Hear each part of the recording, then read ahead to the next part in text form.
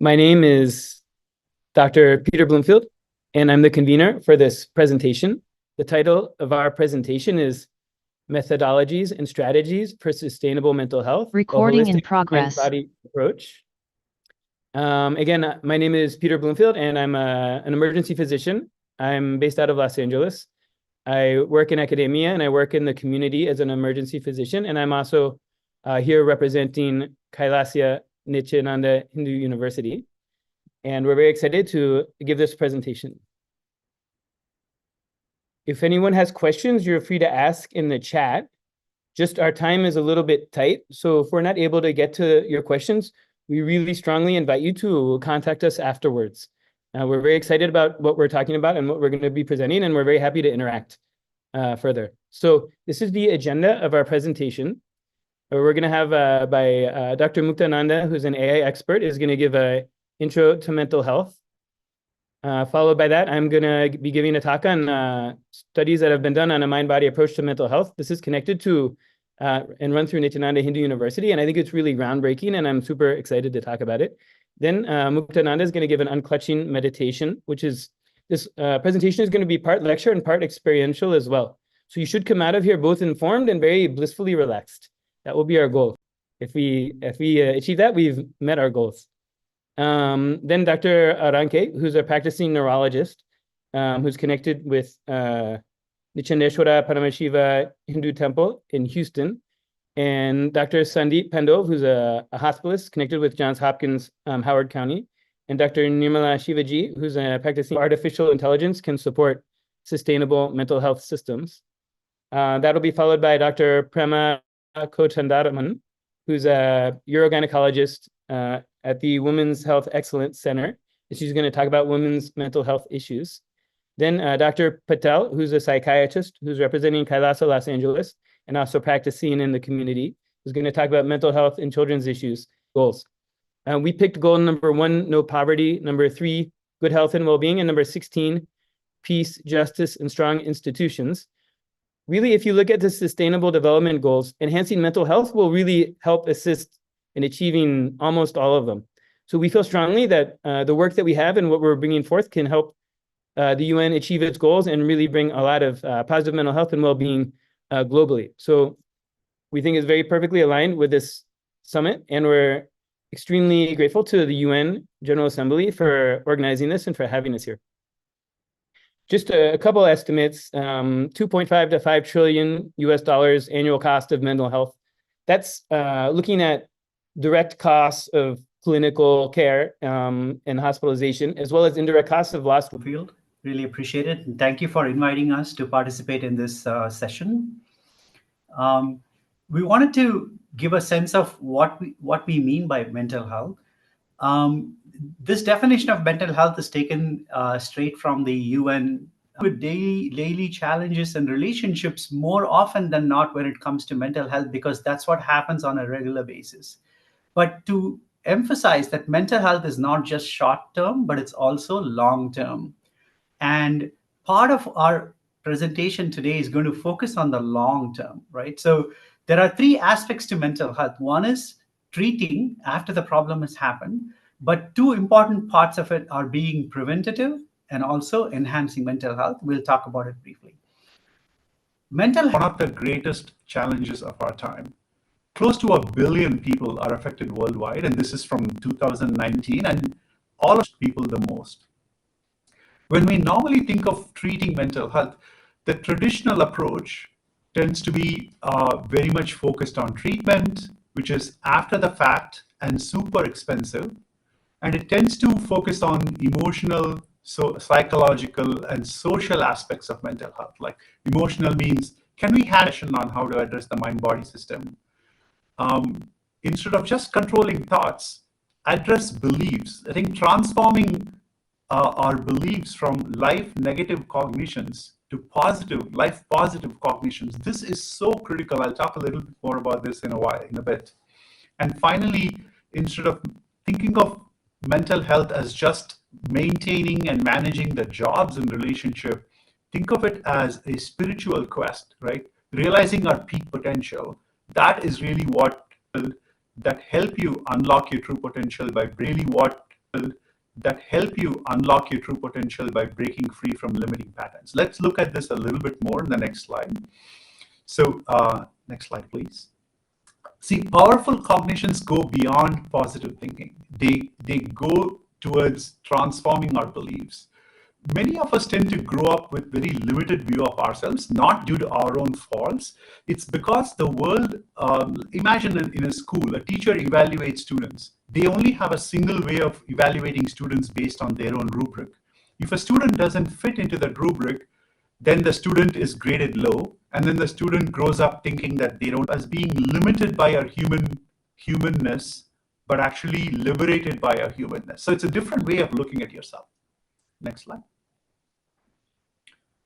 Great. I'm going to now hand it over to Dr. Peter Bloomfield, and he's going to delve into the mind-body studies. Okay, thank you so much, Dr. Muktananda. So again, my slide, and this offers thousands of free programs online to the global community. There's a large, diverse team of faculty, campuses all over the world, and many millions of people have benefited from the teachings of Nithyananda Hindu University, and we invite you guys to look into it further. Then the Chancellor of KAILASA's Nithyananda Hindu University, this is, the being we could talk about all day, the Supreme Pontiff of Hinduism, Bhagavan Nithyananda Paramashivam, who is, as per Hinduism, he is an incarnation of Paramashiva, which is the primordial divinity, and political leaders, religious leaders, and is a very, very indescribably remarkable figure. And through this talk, I'll be referring to Bhagavan Nithyananda Paramashivam, sometimes as Swamiji, which is a way that we refer to him, which is consciousness. So some of the programs that have been brought by Swamiji are going to have tremendous effects at the cellular and physiologic level. And then I'll be talking about those researches that have been done, and then how it shows up in the mental health of participants, which you'll see some remarkable findings. And then and so the Dr. Rao, he drew blood and measured gene expression before and after the program. And they looked at hundreds of different genes being expressed, and they found huge changes in gene expression in multiple pathways. But the ones I'm going to highlight here are the pro-inflammatory pathways, which create inflammation in the system, which will, at the cellular level, be inflammation, but at the system-wide level will show up as stress and disease. Many of these pro-inflammatory pathways were down-regulated. And when I say down-regulated, it means like 2 to 7-fold in reduction of the proteins, of the gene products. And then the anti-inflammatory pathways that reduce stress and reduce inflammation were up-regulated, again, 2 to 7-fold. And then there were 2 specific pathways that they noted. One is the anti-aging. Who did this program, their levels at the end versus the beginning were pretty universally elevated. About half of them, it was double. And about a quarter of them, almost a third, were triple. So a huge increase in telomerase activity, which we would expect to keep them young at a cellular level. So you would expect that to show up in a massive surge of energy. So when you put together at the cellular level a huge surge in energy, combine that with anti-aging, rejuvenation, and then reduction in stress, now we looked at how does that show up at the level of the person's mental health. So this was a study that was done a couple years ago, and it's being put into manuscript right now.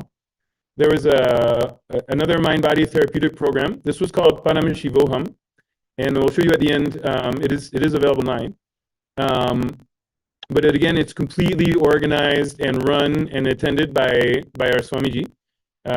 For the depression score, anything above 10 means depression. 5.7 is the average. For this, the post scores were 2, 2.7, so much lower than average and very far from depression. So this is going to show up as a really great state of well-being. And then we looked at anxiety. Above 8 is considered as an anxious person. The average in the US is around 6, so almost anxious. Vary around the world, but many populations will be around 50 or so. In our participants, they started around 60, and then went up to around 80 afterwards. So 80 is a huge sense of well-being, extremely high sense of well-being. Really profound. And you can see again, if you look at the line graph and the bar graphs, everything's just going up. So really a profound sense of well-being from participating in this program, and both statistically significant. It started off at 4.29 or 4.25, so almost at the level of a Zen meditator. Started off at 4.29 or 4.25, so almost at the level of a Zen meditator at the beginning. And again, this may reflect some people were already involved with this lifestyle, which supports a sense of mindfulness. But at the end, it went all the way up to 4.8 jump. The paired analysis just missed statistical significance. The p-value is 0.51. The trend, I think, speaks for itself. But the frontal lobes meet right at the area where the chakra of the third eye, as per Hindu structure, Hindu spiritual anatomy, right where that is, that area would light up in the brain when you would activate his third eye, which I think is really fascinating.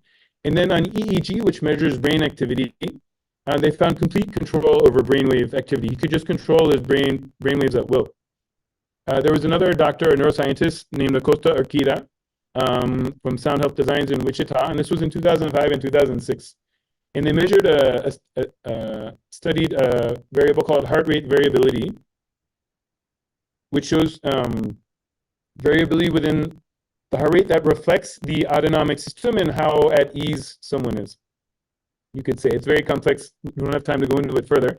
But the key finding electrically, there was very little activity, which we will posit will correlate with a low thoughts per second, very little mental activity. So he could completely kind of shut off the mind, and it would show up at the EEG level. That shocked the researcher. And then when he would go into meditation, there would be a huge surge in gamma waves, which we'll talk about shortly, the significance of gamma waves. But the key part is when he was healing, that's a goal of Vedic traditions, yogic traditions, Hinduism, and they transmit it to someone they're healing or a disciple or any other person, be like an initiation. It's putting them in the same brainwave state that's going to have profound effects on their well-being, like the things that we demonstrated earlier.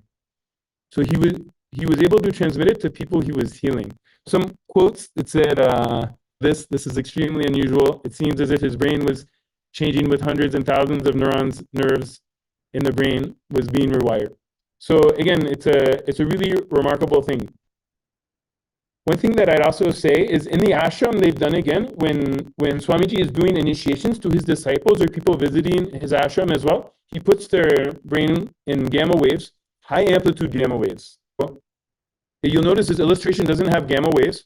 Part of that is because gamma waves, people didn't even know about them until relatively recently, because you normally cannot see them on a normal EEG. They were normally detected with something called a QEEG, where you take a computer and look at the raw data and see tiny little, very, very low amplitude up and down high frequency waves that you can't really see with your naked eye, but the computer. So if we're looking at Alzheimer's prevention, which is a huge global issue, gamma waves, I think, are definitely something to look at. And they're currently working on devices using sound and light to sort of reverse engineer that state. We would posit that that itself is remarkable, and it speaks to the power of the programs and how the mental health of whole communities can be uplifted that way. What is even more exciting to me, and I've been personally had the opportunity to do EEGs, some of his very high level disciples are developing this capacity, which means this level, which we're positing as a space of super consciousness, very high level of consciousness that correlates with concepts of enlightenment that have been talked about throughout history. This level, this capacity can be built in people and built in large groups of people over EEG of a very high level disciple of Swamiji. And you can see gamma activity is over 30 oscillations between these two. Really excited about this. I think it has tremendous significance for humanity on many levels. And we're excited to research it further. So we'll be talking a little more at the end. Anyone who's out there who's listening, if you're interested in this space of consciousness and how to recreate it and measure it and study it, please contact us, because this is a field we're excited to dive into. A lot more research has to be done. Real quickly, some lifestyle things. I'm not going to go in detail because I'm over time already. But mind-body consciousness approaches can create extremely low rates of depression, divorce, and really high income, high productivity. And we think it relates to this lifestyle and the residue of this lifestyle in their system. So thank you so much for your listening. I complete for going a little over time. But now we're going to have a beautiful unclutching meditation with Sri Mukta. Thank you.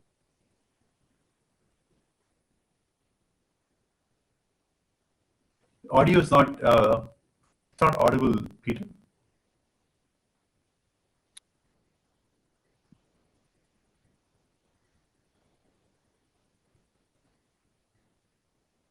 Sorry, let me get back there.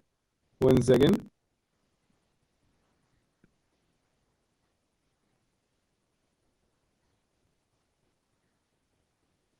It should be audible now.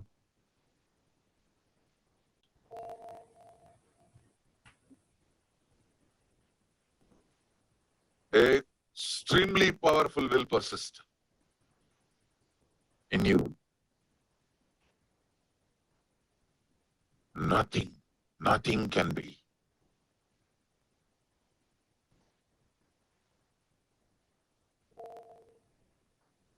Compared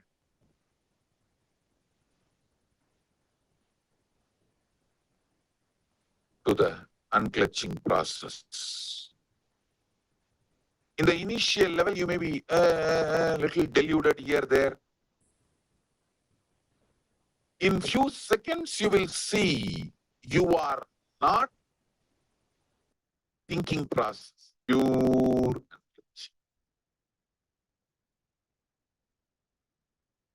Sit straight, close your eyes, and clutch.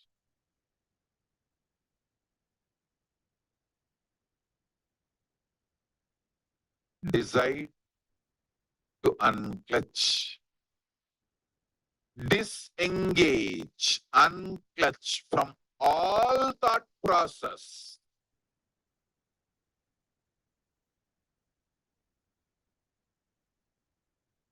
Creating, maintaining, destroying. When any thought arises, I just say unclutch, which means I disengage from associating with that thought. Typically, our thought currents are one follow the other. First, I think about my house. I'm thinking about my dog in my house, and then the food the dog didn't eat, and so on and so forth. So it's an association of thoughts that creates problem. So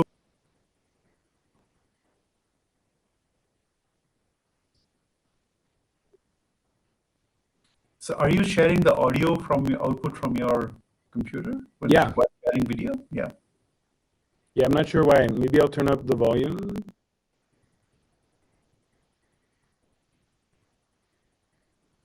Are you able to hear it now? No.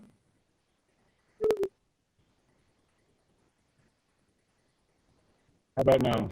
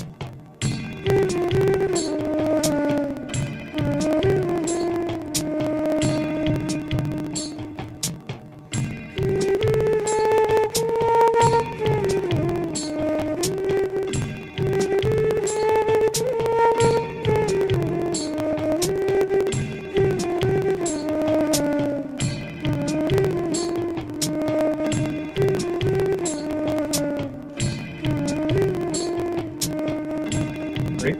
Peter, we pause. Next time, just keep unclutching deeper and deeper, and you'll see this deep sense of silence coming in. So it's a great technique. You can try it anytime. There's no specific time or place where you should do this. You can do it anytime. With that, I'll invite Dr. Aranke and Dr. Sandeep and Dr. Nirmala to take us on to the next session. Thank you. Structures, but also pathways or circuits of communication between different brain regions are important. I'm going to be showing how, so at this point, studies in depression, yoga, meditation, brain, and the digestive system, which is two-way, which is really important in mental health. And it turns out lifestyle measure of diet is very crucial in the prefrontal cortex, which is really important for attention, planning, judgment, impulse control. The orbital frontal cortex, which is important in regulating our emotions. And it's not only about us, but it's how we bond with other people, how we interact with others, so social attachments. It turns out pain processing pathways are negatively impacted in depression. And one way is brain imaging studies show, for example, some brain white matter pathways or tracks which are negatively affected in depression. Then move on to the next slide. So what is in practitioners of yoga? Areas like the insula, superior temporal gyrus, occipital gyrus, and cerebellum are important for emotional awareness, processing of language and speech, as well as empathy. So being able to empathize with others and relate to others, interact with others.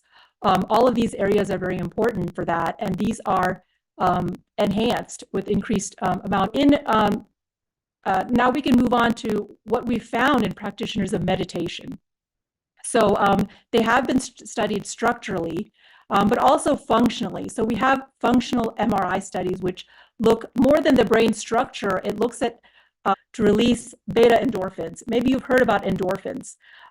These are chemicals which give us the sense of a euphoria or bliss, and may explain why many practitioners of meditation experience a sense of bliss during their meditation. Also, imaging studies have looked at the thickness of the cortex. This contains the brain cells or neurons, and it turns out these are thicker in various brain regions listed there. These are regions that are important for emotions, decision-making, learning, and memory, and also the ability to monitor ourself, to know what's happening within us and our environment, and as well as having self-awareness about fear and anxiety. Meditators at baseline have a higher level of serotonin, and it in fact further increases after a meditation session, which is very interesting. They also tend to have a lower level of norepinephrine. This is a brain chemical associated with anxiety. And they've been shown to have increased amounts of dopamine as well. The dopamine is the brain chemical responsible for the feeling of pleasure or reward. Interesting after. And looked at a brain chemical called GABA, which is very important for regulating our mood and reducing anxiety. And they showed there was a significant improvement in the amount of anxiety and depression that they were experiencing before and after, to the point that many were no longer depressed. And the GABA activity was boosted basically to the same level as people who were healthy and who did not have depression. Best possible way. So, the whole food plant-based diet, which is called sattvic diet, which basically comprises of fruits, vegetables, whole grains, legumes, beans, and least amount of unprocessed food and meat. So this is what whole food plant-based diet is. We also call it sattvic diet. So what essentially this diet does is, it is high in fiber, high in antioxidants, high in polyphenols. So basically what it does is, this just goes over a few things. Microbiome in the gut plays an important role in the gut-brain axis, as I talked about. And it produces neurotransmitters like serotonin, dopamine, glutamate. And microbial composition is crucial. Some contribute to good mental health and others are detrimental and it names few of the bacteria. And also it has positive impact by regulating taurine, cortisol, metabolic pathways, and short-chain fatty acids, reducing stress and anxiety, And last thing I already told, the whole food plant-based diet. The next slide. We have not developed a biomemory where the pain is stored and gets inside your system and creates pain. No. So if you consume them, if you consume plants, vegetables, there is no pain going inside your system along with it. There is no biomemory going inside. Pure energy prone to that pain. That's the reason I request you to be a vegetarian. Reviving and promoting. And he's unique in promoting some of these lifestyles, such as Nirahar Samyama, and the importance of certain herbs or Aushadhas for detoxification of the body and in further enhancing health. So we're getting beyond just preventing disease. We're actually, these can help us to live our optimal health. In other words, reaching our full potential, mind, body, and consciousness. So I'd just like to open up the discussion now to also Dr. Bandav and Dr. Nirmala Shivaji. It was in order to digest the solid food, it uses body's energy. But when you are taking liquid diet, it's almost like pre-digested. So your body doesn't use energy to digest it. So it brings your energy level up. And it has effects at physical plane, mental. Day or two, it actually was not difficult to sustain. Definitely the mind was quieter. People around me noticed. I mean, even your skin will start to glow. You will even appear younger. The other benefits of what you were said, mental clarity, and you're more happier and more lighter and all that. What happened was I used to get every summer allergic reactions. So when I go to the garden, even the lawn, I'm really very bad allergy. So I had to take antihistamine all the time. And it actually affected my work style as well.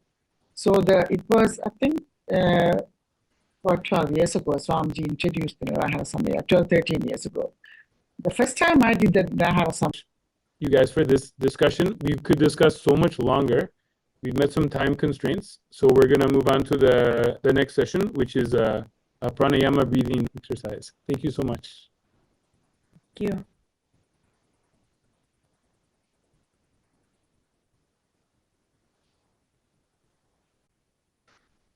And roll your tongue and just put it outside of your mouth so that your tongue is sticking out like this. And then deeply inhale through your tongue, breathing in a little bit more deeper. Continue doing this.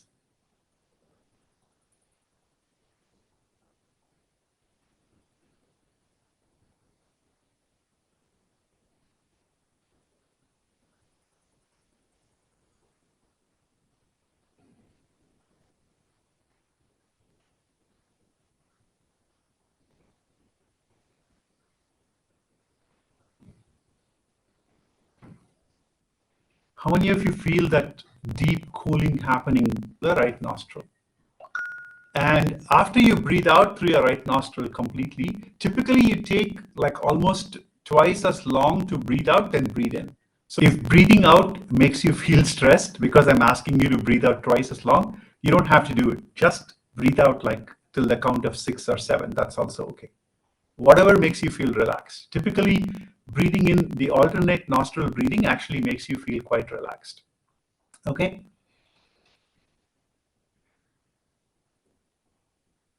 Let's move on to the last technique. The last technique is called Brahmari Pranayama. It's an amazing technique to clear your mind of anxiety-inducing thoughts. And Swamiji has given this reference. And this reference, you can go search for it online. It's a humming meditation. Essentially what you do is you hum and you will start feeling in the center of your forehead, you will start feeling a constant buzz. And that buzz will start clearing out all the thoughts in your mind. Right? It's a very beautiful technique that just flushes negative thoughts and anxiety from your head and just fills it with the hum that is pure thoughts, nothing else, right? Let's try doing this for a few times.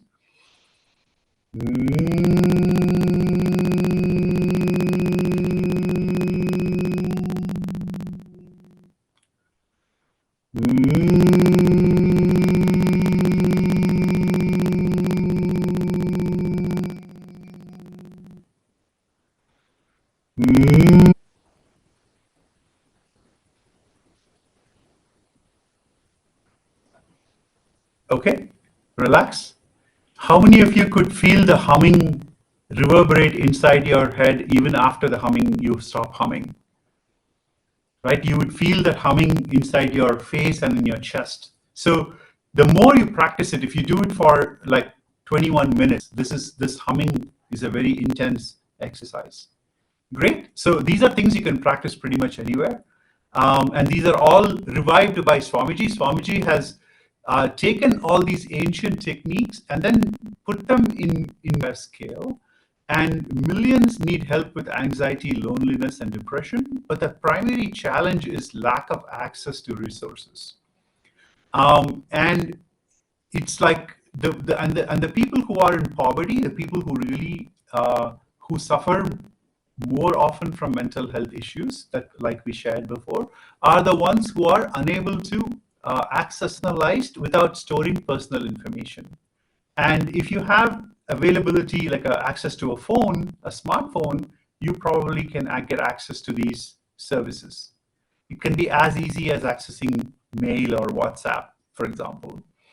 And the beautiful thing is conversational AI can actually help address a wide variety of mental health needs. I want to, especially the teachings of Swamiji. Swamiji is essentially teaching the fundamentals of enlightenment science, or the science of happiness, as taught by Hinduism. So this Nithyananda.ai has the entire access. You is under your control. Being integrated is all about being integrated to your thoughts and actions. Enriching is about making sure others are in this state of enlightenment along with you. And completion is what I defined before, right? So it uses these principles to help walk through someone who thinks they are a bad mother because they are spending time at work and not being able to come home. It talks about how being a bad mother or bad wife only arises from separation between these two responsibilities, and understanding that these two are both parts of you. And if you understand it, from you think your sister should do what you want to do, right? And encourages open communication, understanding that you may not be able to spend too much time, but think about it as quality time, and also cultivating this idea of self-worth, which can lead to a challenge. So press play again, please. And the final example is about, Good evening, friends. I'm Dr. Primist and a pelvic surgeon from Los Angeles. We have been enjoying last more than an hour of learning so much about mental. 7% of young women report having self-harming at some point. If you look at here from 2008 to 2022, the incidence of mental illness among women is increasing. It's pretty alarming.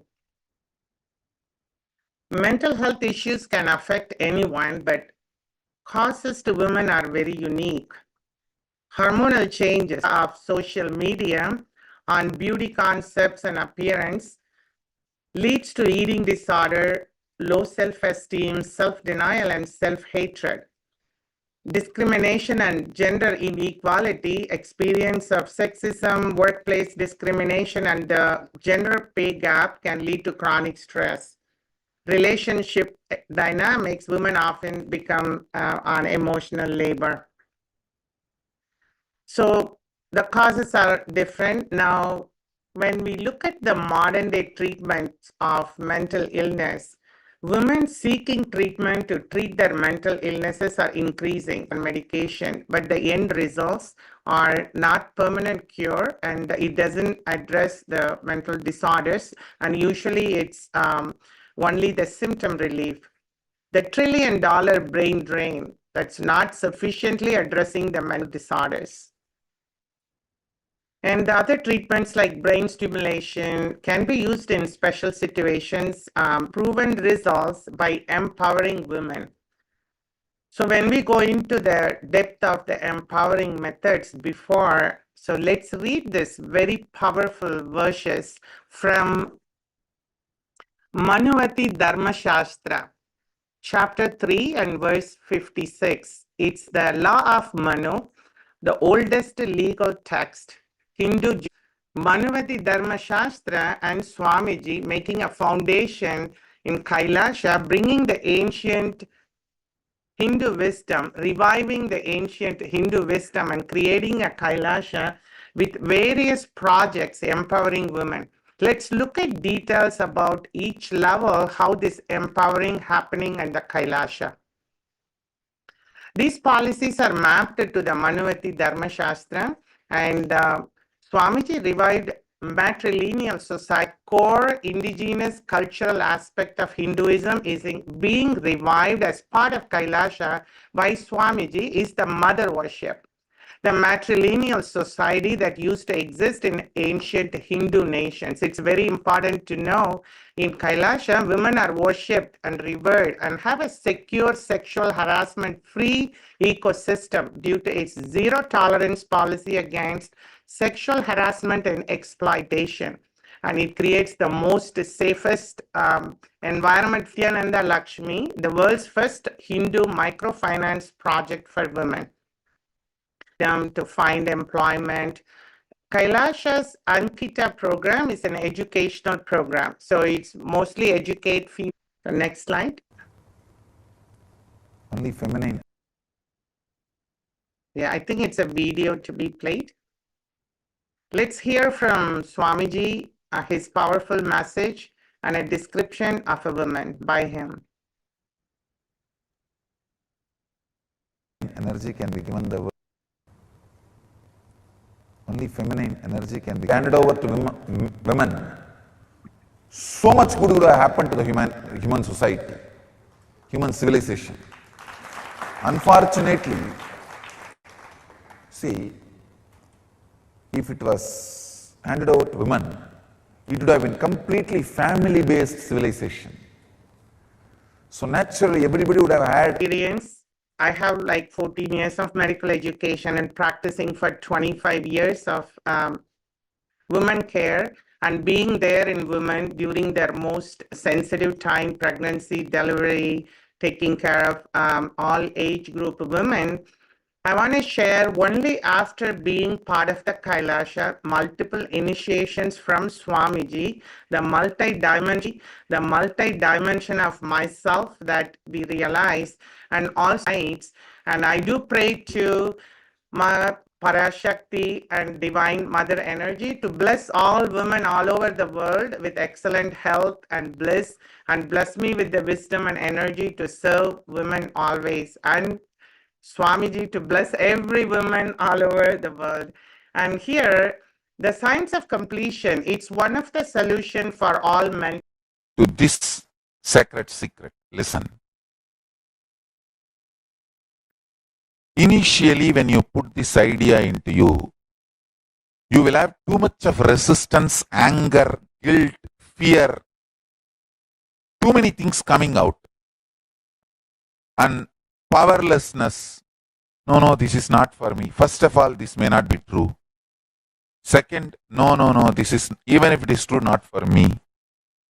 No, this may be true for the people who don't have to work for their food and paying the bills. No, maybe it is true for the people who are sitting in Kailasa and enjoy and do completion.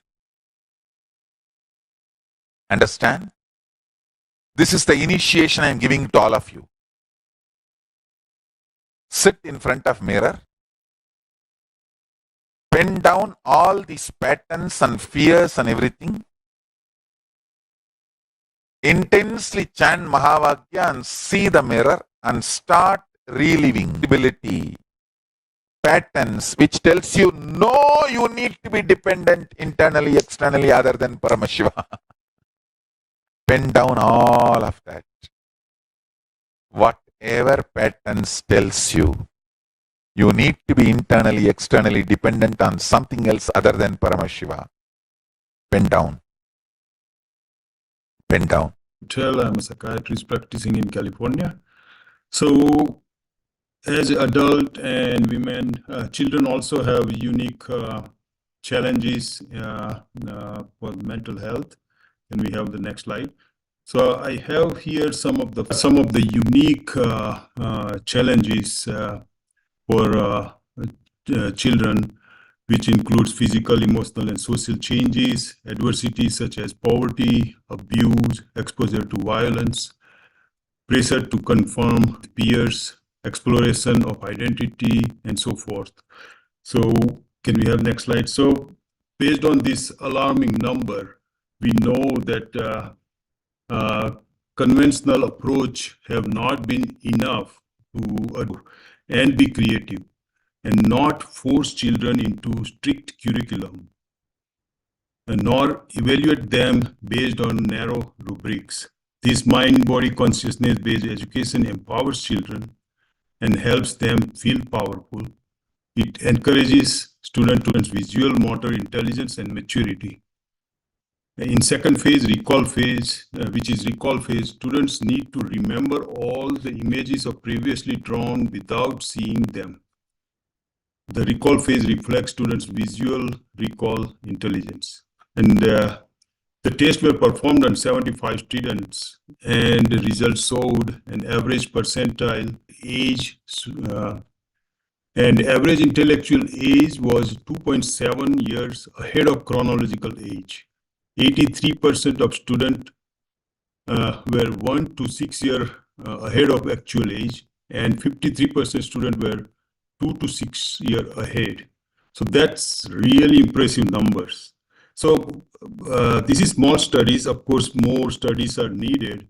But in summary, can we have next slide? This gives anecdotal evidence of. After the conclusion, we're going to have a Kriya, which we invite people to stay. It's a relaxation and stress reduction Kriya. If you have to go on for any other UN sessions or anything else, science summit sessions or anything else, you're free to go, but we'd invite everyone else to be able to stay. But just briefly, it's our conclusion that this mind-body model, the more research we do, the more we're going to find things like this. So anyone who wants to collaborate, we'd love to talk to you. My email and Peter Bloomfield, my email, and Sri Mukta Ananda, his email as well. They're both posted at the bottom. Also, policymakers for children's mental health, we invite you to contact us for collaboration for how to incorporate this approach to traditional education and for further research. And then, of course, the able to stay, we invite you to stay for our Kriya, which will be led by Dr. Mukta Ananda.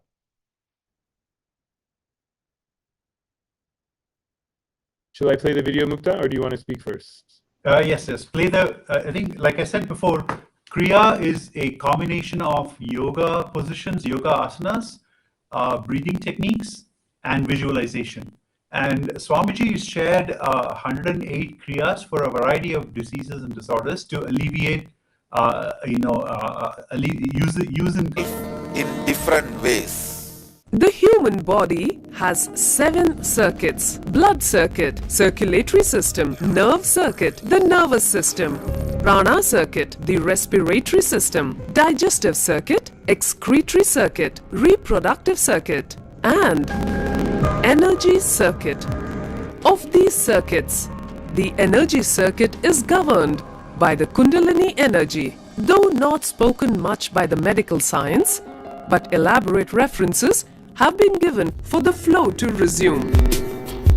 Similarly, when there is a block in the energy circuit in the body, there is impedance to energy flow forward, and it results in disease in that particular organ. The Kundalini energy in our body is like the water in the water tank. Kriyas are powerful tools which help To that circuit. See, putting your body in certain asana makes the circuit blockage free. The circuit becomes perfect. But only through the kumbhaka, the energy gets pumped into the circuit. This is exactly the principle. The energy imbalance, and which results in healing diseases. Kriyas help to heal the body, experience extraordinary powers, and to have spiritual experience in the body. These kriyas are my unique contributions to the world. The kriyas and discoveries of modern day gymming and weightlifting. So all these 7 put together, I work on your body and mind, creating yogic body and Vedic mind. Power, stamina, flexibility, physique, energy. All the 5 put together.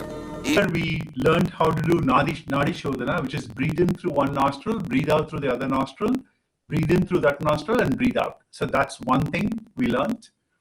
We're going to do that first. Then the second step is you sit in a special posture. Do we have the picture of that posture? There is a posture, I shared a picture yesterday.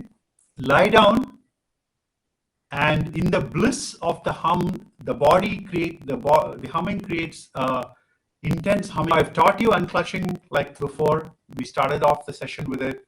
I taught you that alternate nostril breathing, and I taught hum close to your chest, and then do intense humming. That's for 7 minutes. And then finally, we leave you with the lying down and unclutching. And typically, this combination of these 3, doing this before you go to sleep, is very, very powerful. It will de-stress your entire body very beautifully. Okay, let's start with Nadi Shodhana. If Peter, you could play the music. With your thumb, close your right nostril, start breathing in. Then close your left nostril.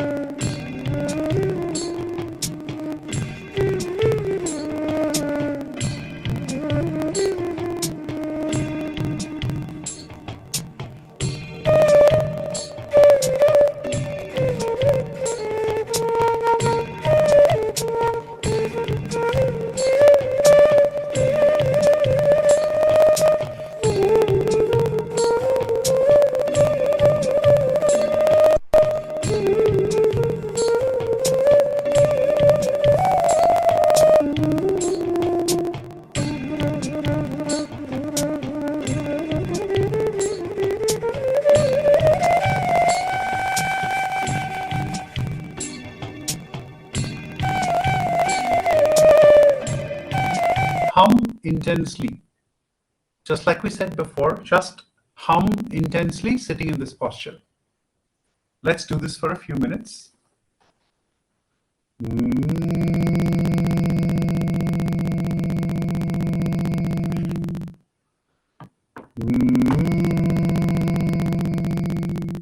can play the music too, Peter. Thanks.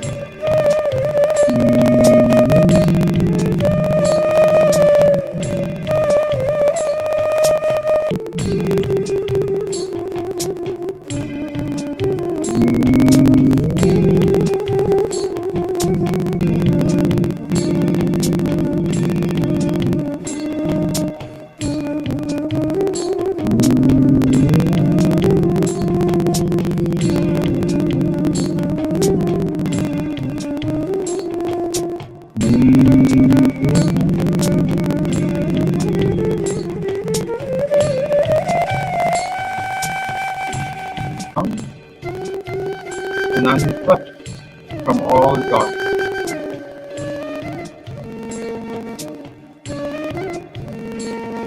When you unclutch from your thoughts,